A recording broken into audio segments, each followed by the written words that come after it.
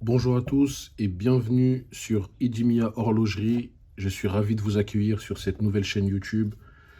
Après avoir mis en place le projet, la création de marque, le site internet, les réseaux sociaux, nous voilà sur YouTube pour vous proposer un tutoriel afin de vous montrer comment nous assemblons nos montres et comment nous mettons en place notre savoir-faire artisanal dans l'horlogerie. Donc aujourd'hui, je vais vous présenter notre best-seller qui est la Cassie Black Rose Gold, qui a très bien fonctionné, qui a été très apprécié par les clients. Donc aujourd'hui, je vais vous montrer comment nous l'assemblons. Donc la Cassie Black Rose Gold est une montre inspirée de la Royal Oak de chez Audemars Piguet, avec un cadran chiffre arabe, un boîtier de 41 mm, avec un fond transparent et un mouvement mécanique en remontage automatique que vous voyez là avec le système NH35. Donc sans plus tarder, je vais vous montrer comment nous assemblons cette montre. Celle-ci est réalisée pour un client et aussi, si vous regardez la vidéo jusqu'à la fin, vous aurez la possibilité, euh, en regardant dans le lien des descriptions, un lien pour pouvoir commander la Cassie Black Rose Gold et je vous ferai bénéficier d'une promotion afin de pouvoir vous aussi profiter de cette montre charismatique qui apporte vraiment un aspect maturité à ce qu'il apporte, qui s'allie vraiment avec tous les styles et qui est idéal pour les personnes qui ont des poignets assez épais, mais il y a la possibilité ici d'enlever des maillons pour pouvoir l'ajuster au petit poignet. Au loin ici, vous observez la Finera Yell qui est disponible sur notre site internet. N'hésitez pas à aller faire un tour. Tous les liens, je vous les mettrai en description. Et puis, je vous remercie d'avance de suivre ce tutoriel. Donc, c'est parti pour l'assemblage de la Cassie Black Rose Gold afin que vous puissiez avoir un visu sur notre savoir-faire artisanal et comment nous prenons soin de vos garde-temps afin de pouvoir vous permettre d'avoir un style raffiné.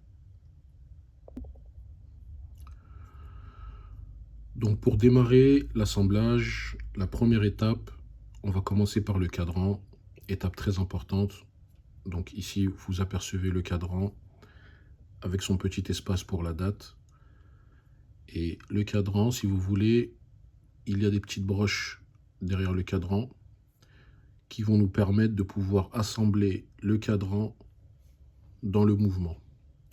Donc le mouvement que je vous ai présenté tout à l'heure, c'est le NH35 qui est ici, à travers lequel vous pouvez observer les dates tout autour, avec une tige couronne et une couronne qui est provisoire, que nous enlèverons par la suite, mais ça je vous le montrerai dans la suite de la vidéo.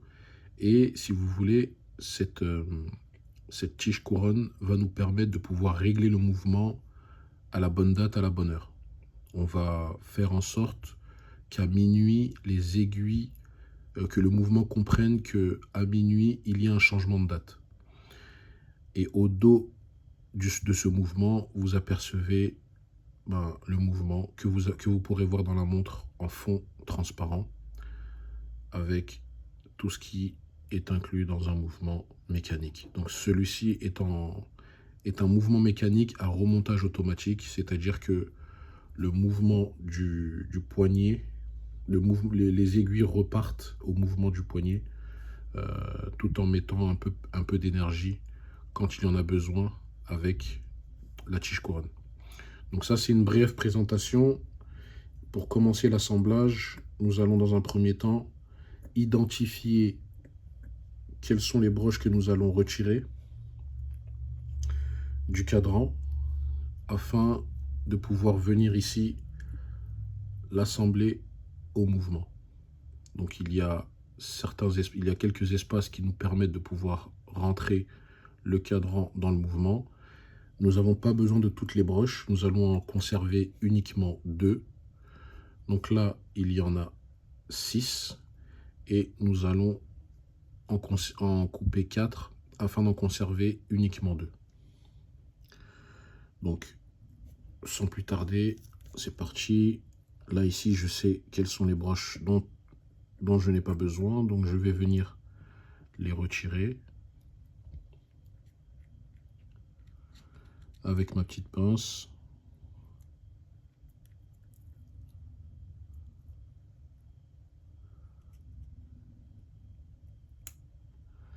Donc là, je viens d'en retirer une.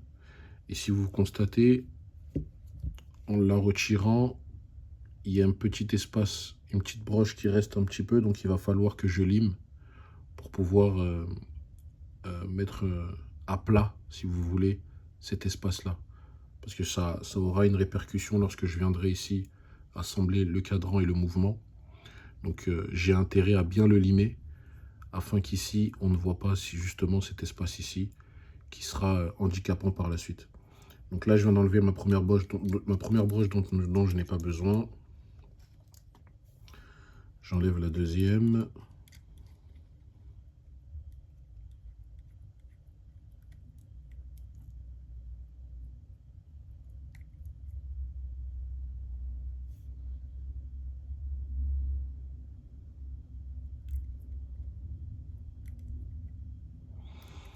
Ok, c'est enlevé.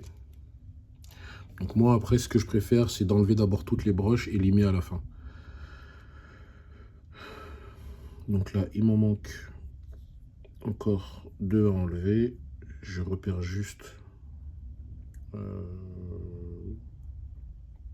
Donc ça va être ceux-là. Je peux les enlever les deux en même temps si je veux, mais bon, ça revient au même.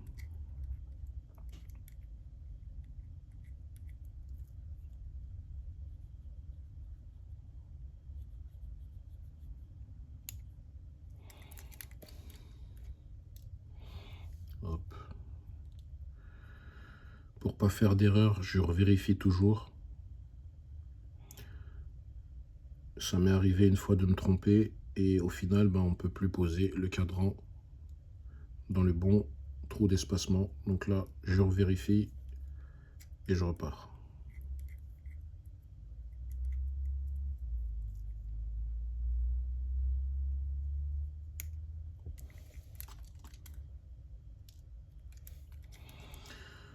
Donc là, les deux broches que je conserve sont là. Et là, vous voyez que lorsque l'on coupe, il y a un peu de résidu qui reste. Donc là, il va falloir limer afin que ce soit le plus plat possible. Donc moi, sans me prendre la tête, je viens récupérer cet outil qui de base me sert à poser les aiguilles. Mais si vous voulez, ici, j'ai la possibilité de pouvoir venir limer. Donc c'est ce que je fais. Je trouve que le résultat est plutôt bon. Donc du coup, je continue comme ça.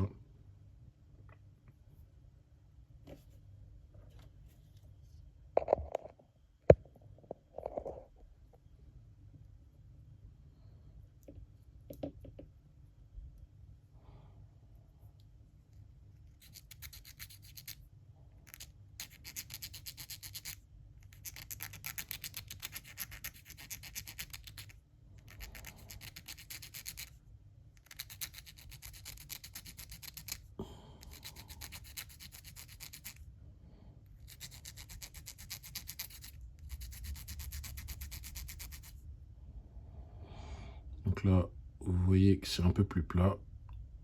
J'ai limé celui de droite.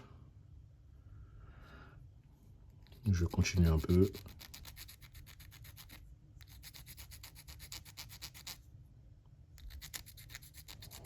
Jusqu'à ce que je sois satisfait.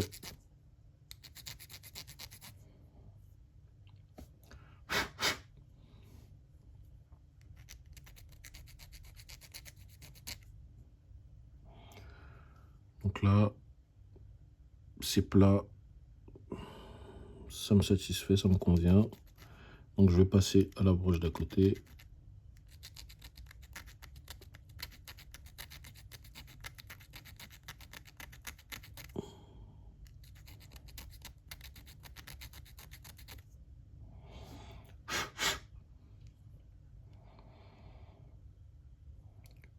Donc là, les petites rayures derrière, c'est pas bien grave. Je viens juste ici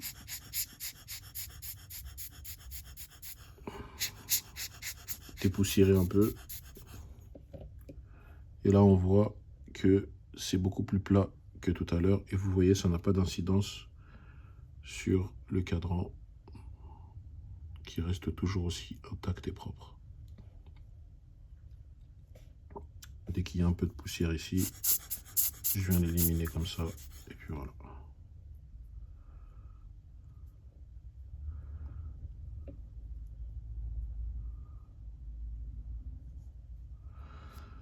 Donc là, je vais faire la même chose de l'autre côté.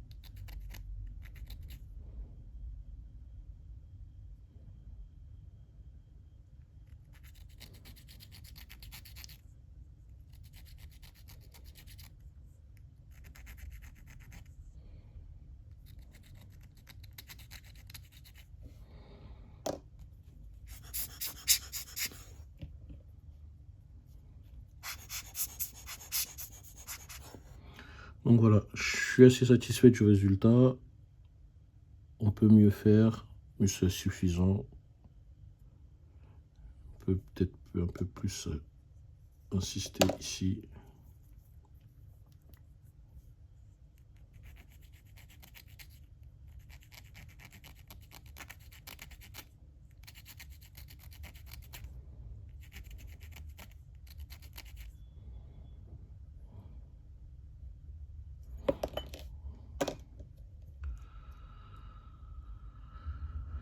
Donc voilà.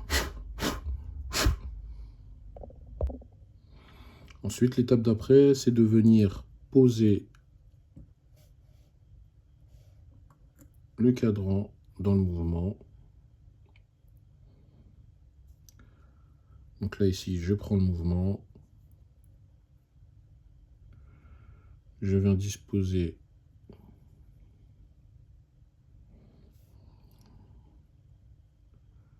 mes broches dans le trou.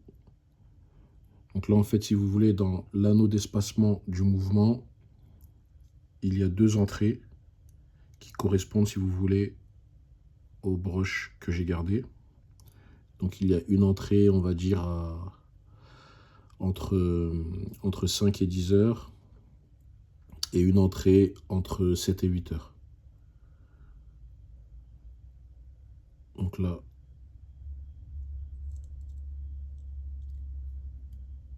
je viens entrer la première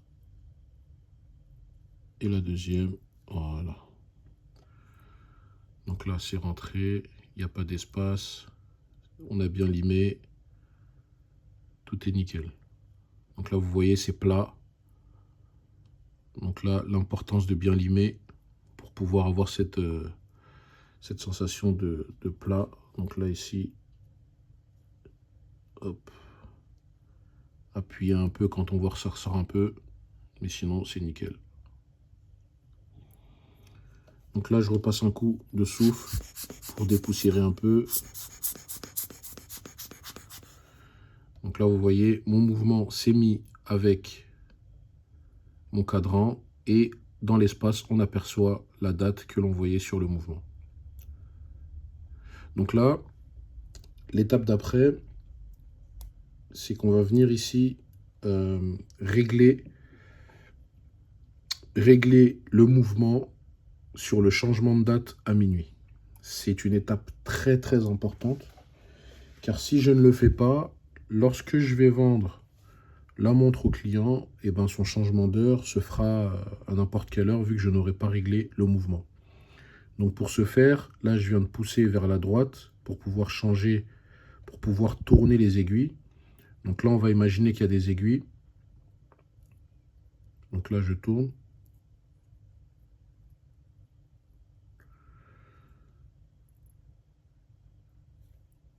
Avant ça, je vais mettre un peu de gaz dans le mouvement.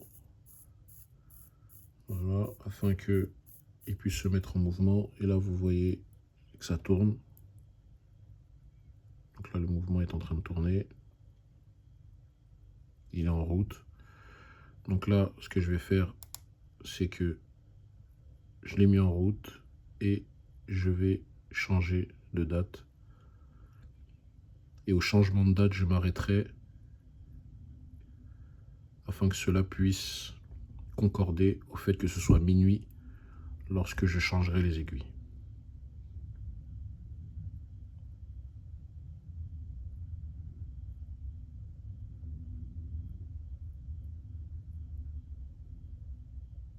Donc là, on voit le changement de date. Je vais m'arrêter là. Je vais m'arrêter là. Je vais changer les aiguilles afin que lorsque je pose les aiguilles et que je lance que je lancerai le mouvement, et ben que ça change en ayant les aiguilles. Donc là, vous voyez que le changement de date commence à être effectif. Donc je vais m'arrêter là. Je vais tourner encore un petit peu. Voilà, je vais m'arrêter là. Donc là, on va imaginer qu'il est 23h58, 23h59. Et on va passer à la pose des aiguilles.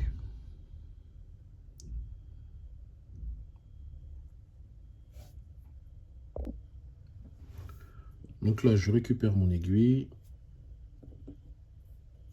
Je viens la positionner à l'heure de minuit. Donc là, c'est l'aiguille des heures que je viens positionner.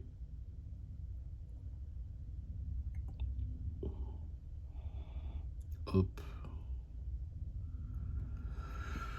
C'est positionné.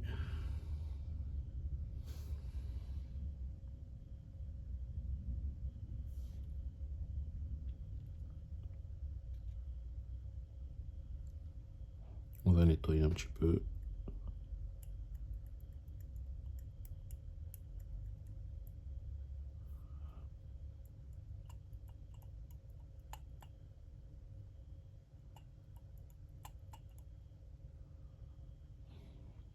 Hop. Ensuite, je viens récupérer l'aiguille des minutes.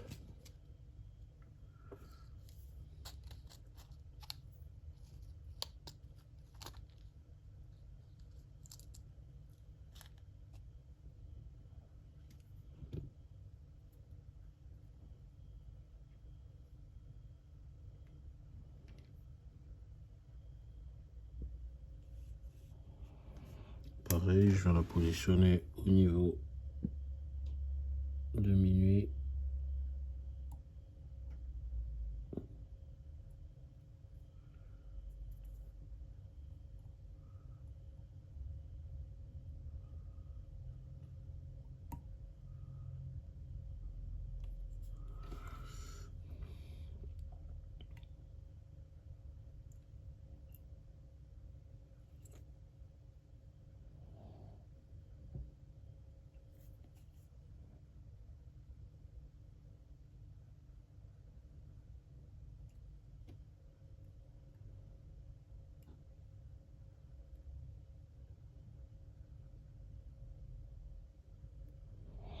Donc là, j'enfonce bien pour pouvoir permettre ensuite à l'aiguille des secondes qu'on va venir positionner d'avoir sa petite tige aussi.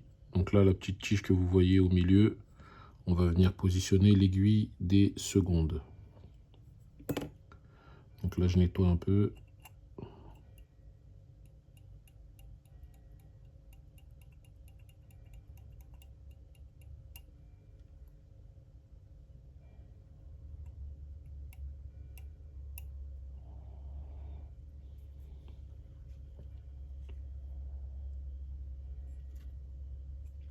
parfait.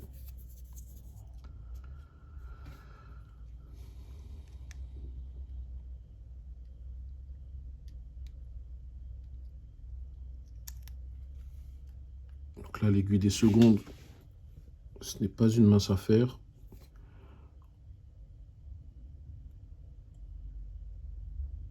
On va essayer de positionner ça.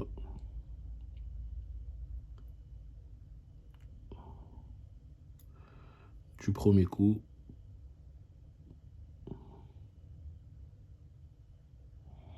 Hop.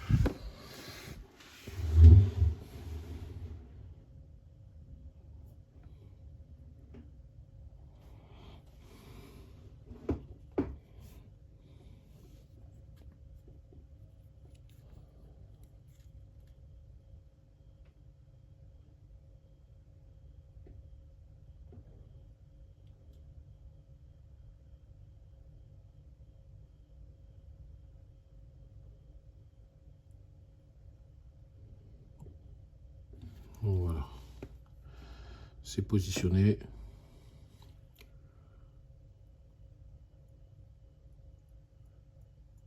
On nettoie un petit peu. On enfonce un tout petit peu encore. Voilà. Et là, on a les aiguilles de positionner. Donc là, ce qu'on va faire, c'est qu'on va venir tester le mouvement. Je vais venir tester le mouvement, voir si il démarre. Hop. Donc là, c'est parfait. Les aiguilles démarrent, c'est parfait.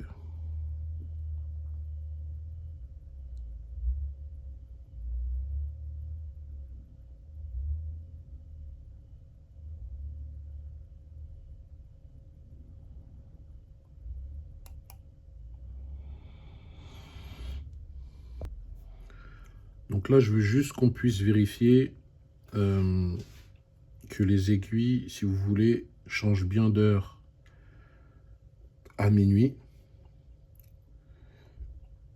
Donc là, il est... admettons qu'il est 3 heures du matin. Ok. Admettons qu'il soit 3 heures du matin. On va vérifier s'il est 3 heures du matin.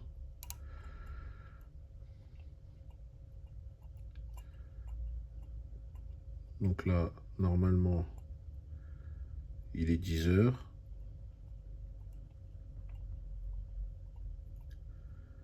Donc on a refait un tour du premier midi. Donc là, midi. Là, il est 18 heures.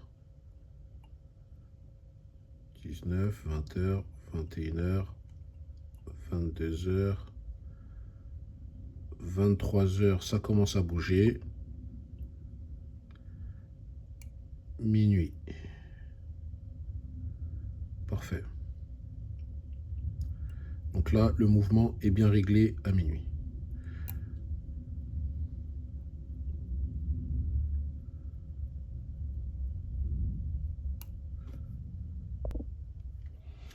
Ensuite, quand on a fait ça, ce qui va nous rester à faire maintenant, c'est qu'on va devoir enlever la tige couronne provisoire pour la remplacer avec la tige couronne de la montre. Donc ici, on a la tige. Donc ici, on a la tige de la montre qu'il va falloir mettre ici. On a la vraie tige couronne de la montre qu'il va falloir mettre dans le mouvement, retirer celle-ci et venir ajouter la couronne de la montre à cette tige. Ok.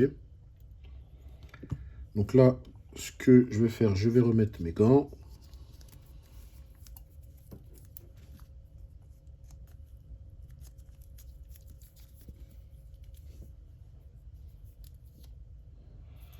Je remets mes gants.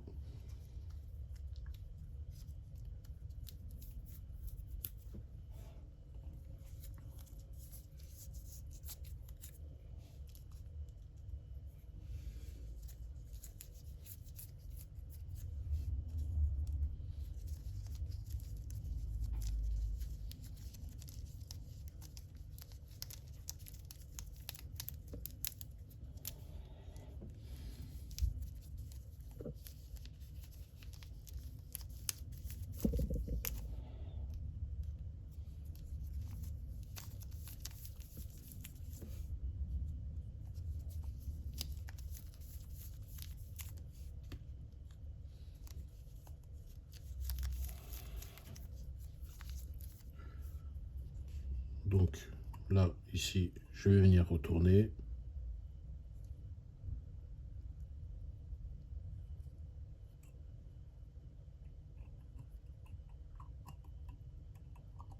Ok. Donc je vais venir retirer cette tige couronne.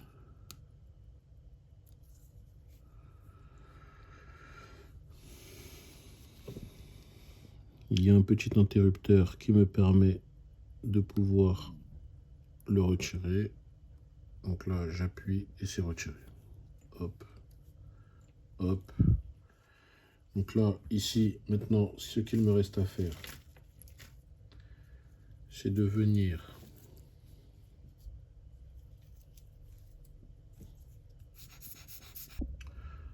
ensuite, quand on a retiré ici la tige couronne du mouvement, l'idée, c'est de venir ici assembler la couronne dans le mouvement, dans le boîtier. Et le boîtier de la montre, si vous voulez, donc là, c'est le bracelet, là, c'est le boîtier, là, on est sur le fond de boîtier. Donc ici, à l'intérieur, il y a ce qu'on appelle un anneau d'assemblage. L'anneau d'assemblage, c'est ce qui va nous servir, ça va être une sorte d'adaptateur qui va permettre au mouvement, vu sa taille réduite, de pouvoir s'imbriquer à l'intérieur du boîtier. Le mouvement, avec son anneau d'espacement que vous voyez ici en gris, il va avoir une taille sur le mouvement NH35 d'environ 31 mm. Ok, environ 31 mm. Sauf que 31 mm posé directement comme ça, c'est trop petit par rapport au diamètre à l'intérieur. Donc du coup, il va falloir ajouter un anneau d'espacement pour pouvoir faire coordonner les bonnes mesures, concorder les bonnes mesures. Donc là, je positionne mon anneau d'espacement dans le mouvement ainsi que son boîtier, ainsi qu'avec son cadran. Là, j'ai un petit espace pour venir mettre ma tige couronne. Alors, un instant.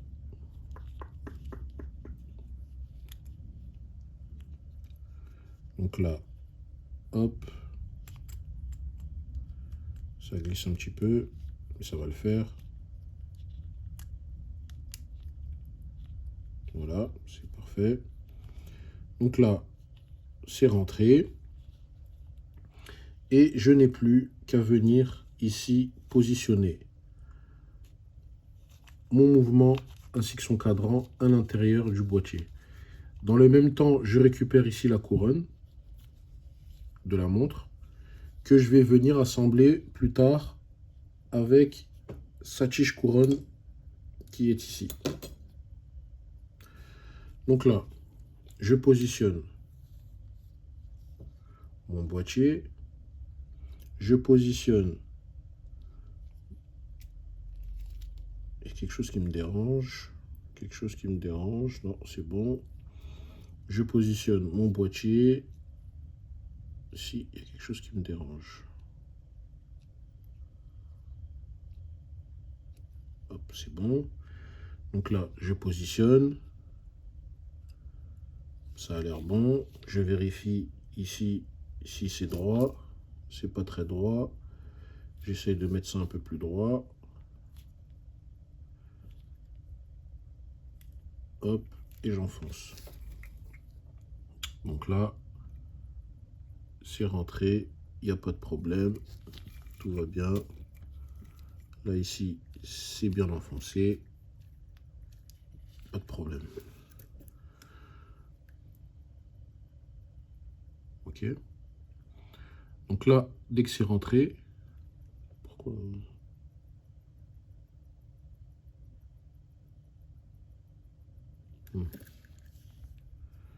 Donc là, dès que c'est rentré,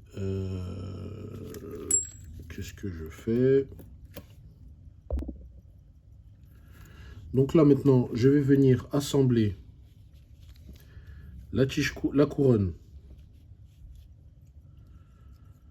avec sa tige. Donc là, ici, je les assemble.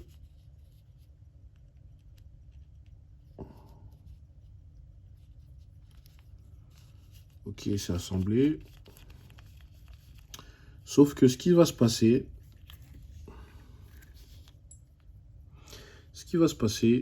c'est qu'ici, lorsque je vais venir assembler cela, je vais faire un constat. Donc là, je l'enfonce ici. Donc là, c'est rentré. Hop, mais ce que je constate, c'est que il y a un espace, c'est beaucoup trop grand. Ok. Donc là, je fais démarrer le mouvement, mais je ne peux pas, bien évidemment, laisser la couronne et sa tige comme ça déborder. Donc, vous imaginez bien qu'il va falloir couper, trouver la bonne mesure afin de rentrer la tige dans le mouvement et que tout soit net. Donc pour ce faire, je vais retirer la tige.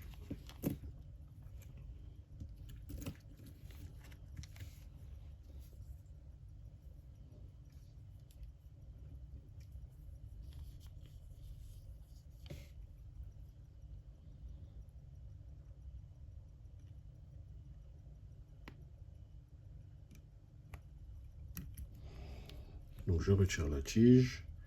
Là, ce que je vais venir faire, c'est que je vais venir prendre la mesure dont j'ai besoin, mettre un petit marquage. Donc moi, la mesure, je la connais approximativement, mais j'ai besoin d'être sûr. Donc ici, je mesure. Hop. J'ai besoin de mettre un petit marquage pour pouvoir être sûr que je suis à la bonne mesure. Donc mon marquage à moi, il se situe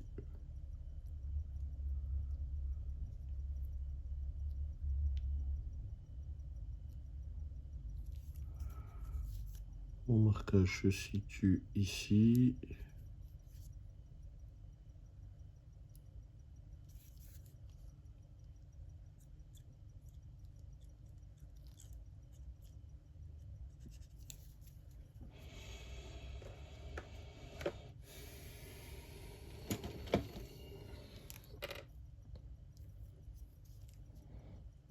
Alors,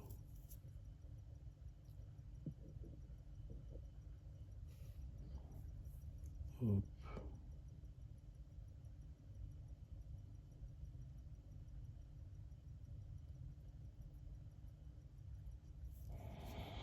Voilà.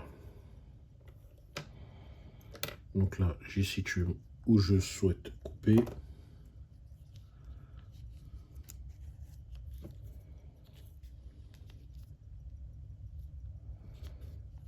Donc, je viens ici, reprendre la mesure et couper là où j'ai besoin.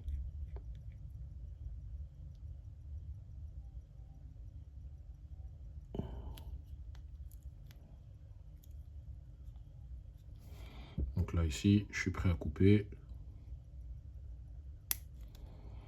Voilà, c'est fait.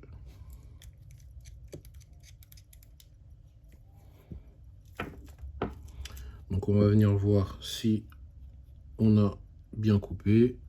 On va remettre la tige dans sa couronne. Hop. Et là, on va venir regarder si nous avons bien coupé. Donc là, je remets la tige dans le mouvement. Hop.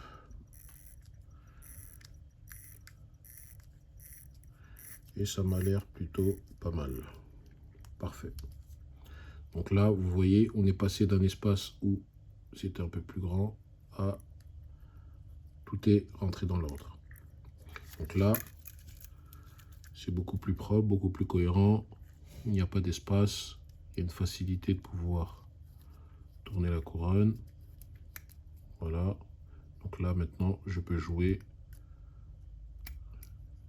refermer.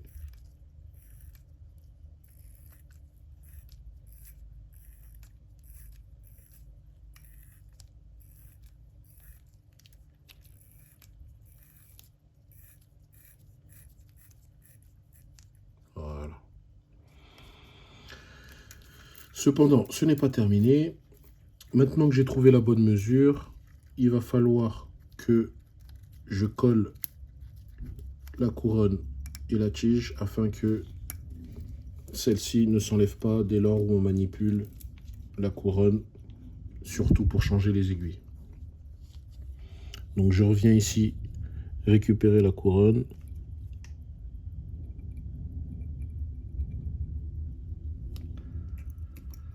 Hop, c'est récupéré. Je ouvre ici. Hop, je vais récupérer ma colle.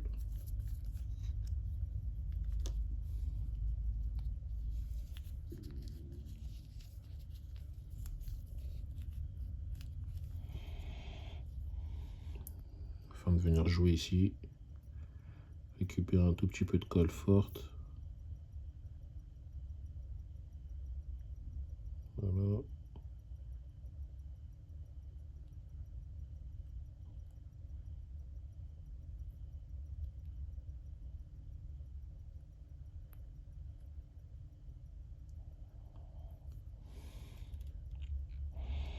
Je vais en rajouter un tout petit peu.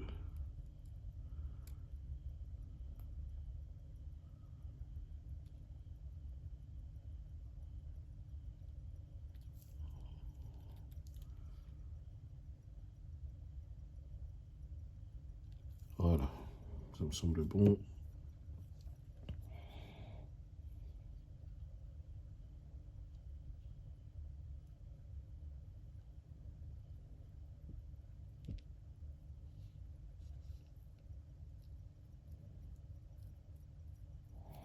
Parfait.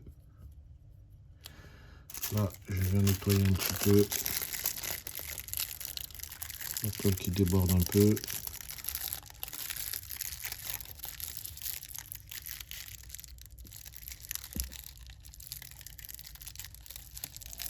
Parfait.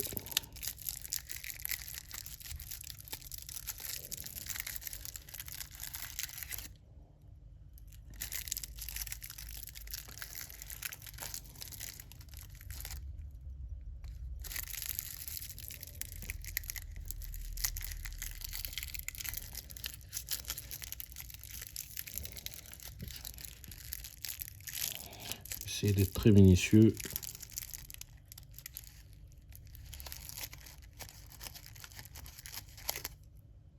Ok. Donc là maintenant que c'est un peu plus collé, on va pouvoir le remettre dans le mouvement.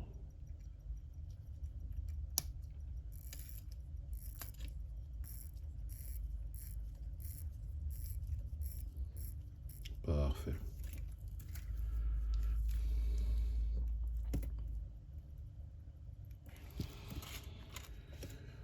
Maintenant qu'on a fait ça, il va falloir refermer le fond de boîte. Donc pour ce faire, je récupère le fond de boîte avec ses vis.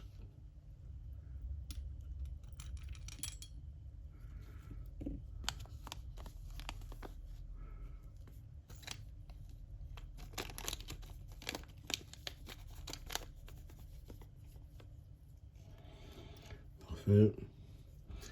Là ici, il y a un joint d'étanchéité que vous pouvez voir. Donc là, il y a le joint d'étanchéité qu'on va enlever parce qu'il va falloir le graisser.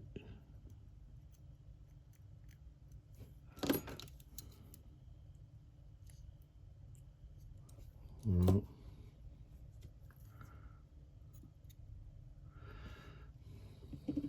Donc ça, il va falloir le graisser pour l'étanchéité. Donc je le mets à l'intérieur, je vais le laisser le temps que la graisse s'imprègne sur le joint.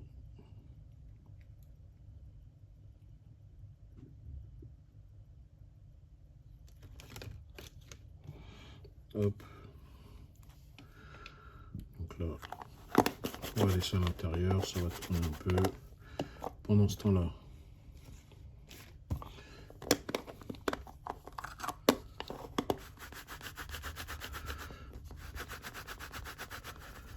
c'est même la première chose à faire. Donc là, je récupère le joint.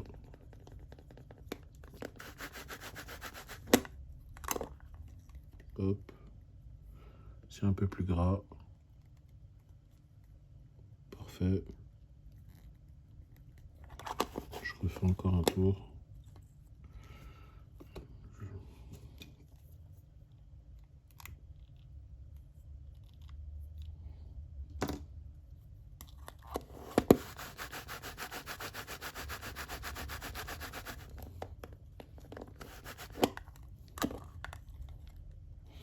Parfait.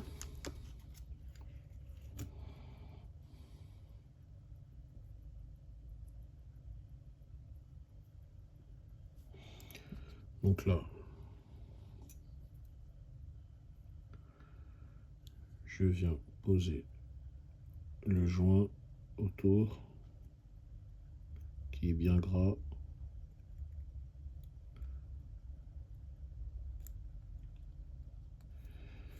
Et je viens l'insérer comme il faut.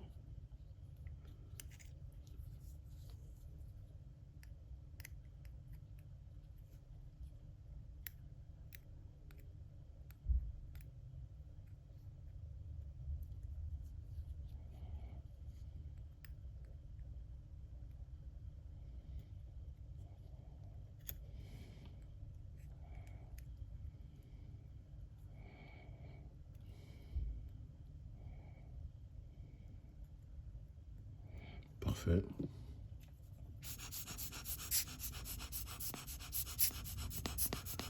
On nettoie afin que ce soit propre, car on va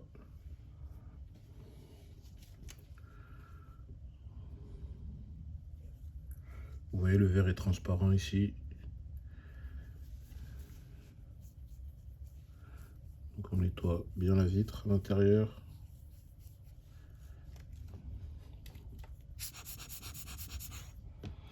Et là, je viens poser.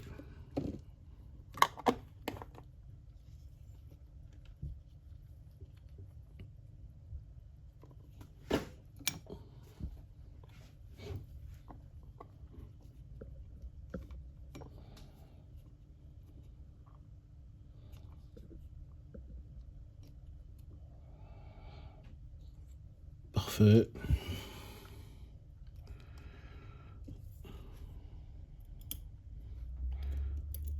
Donc là, je pose les vis.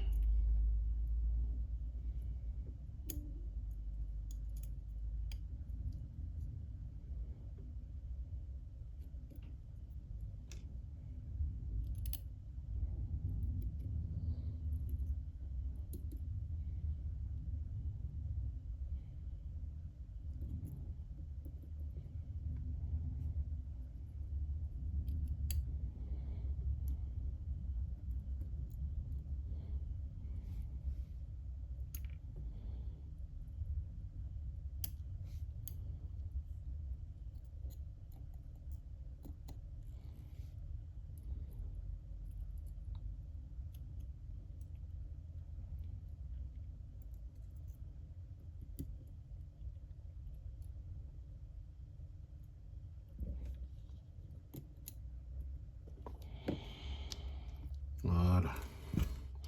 Donc là, il va falloir visser.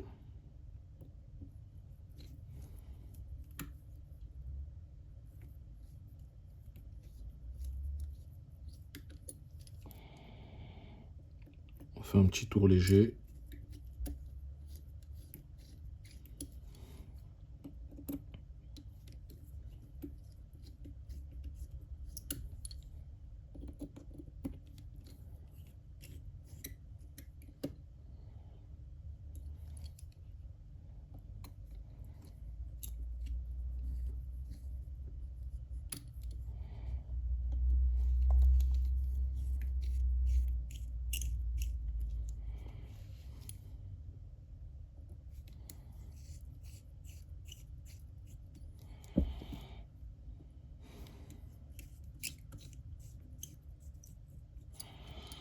là, je vais faire un petit tour léger, histoire de voir si c'est bien installé. C'est parfait. Et je vais renforcer le tout. Donc là, on est sur la fin. On arrive sur la fin. Et voilà le résultat en fin de parcours. Avec le fond transparent.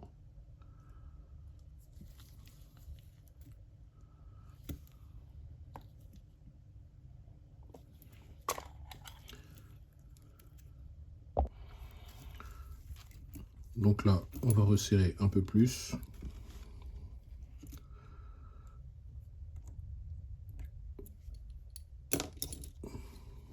On va resserrer un peu plus afin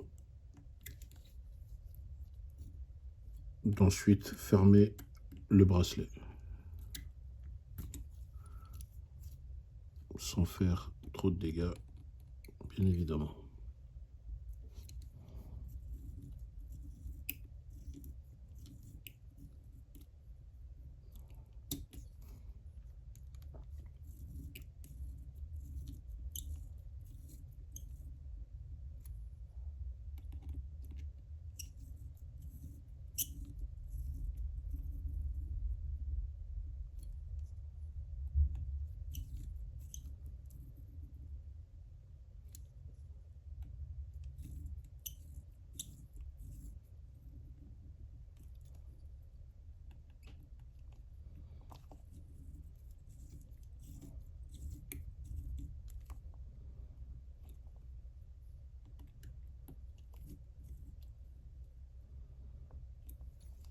Voilà.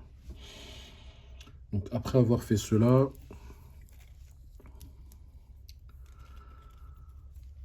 on va attacher le bracelet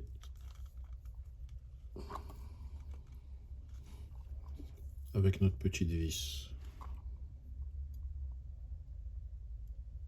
qui se trouve ici.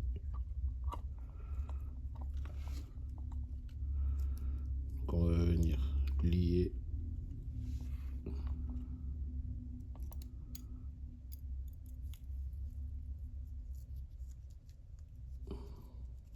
hop, ça descend tout seul et il ne reste plus qu'à visser.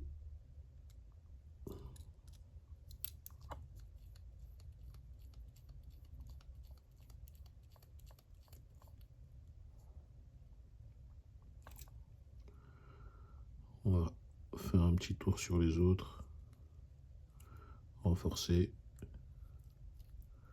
Voilà, là il y avait besoin. Voilà, on va le refaire sur les autres.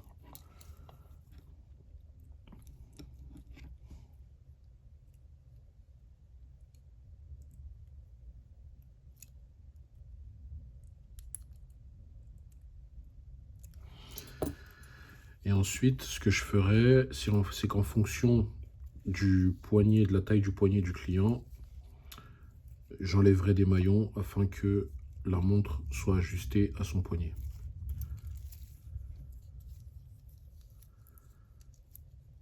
Hop. Voilà le résultat final. Avec son fond transparent, le mouvement qui tourne, les aiguilles qui tournent, tout est ok. Donc voilà les amis, je vous remercie d'avoir regardé cette vidéo. C'est notre premier tutoriel, j'espère qu'il y en aurait plein. Pour vous remercier, je vais vous mettre en description une page de commande afin de pouvoir enregistrer vos adresses mail afin que vous puissiez recevoir la notification de sortie, de disponibilité, pardon, la notification de disponibilité de ces deux montres, enfin de cette montre. Celle-ci est actuellement disponible, donc vous pouvez aller sur le site, elle est disponible, elle est en promo aussi. Donc voilà, celle-là c'est la Fine Rayel inspirée du modèle de chez Rolex. Donc voilà, elle a été montée comme celle-ci.